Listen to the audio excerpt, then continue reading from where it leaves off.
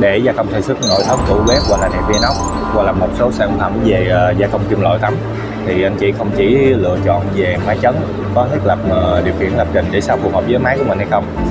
thì anh chị còn phải lưu ý vấn đề là bộ phận là khuôn giao tối. Thì hiện tại bên mình đang có thể là vừa cung cấp máy và nhận gia công sản phẩm giao tối chấn theo bản vẽ, để khi anh chị quyết định đầu tư á thì sẽ giải quyết được cái vấn đề là gia công sản phẩm hiệu quả tối ưu nhất cho anh chị.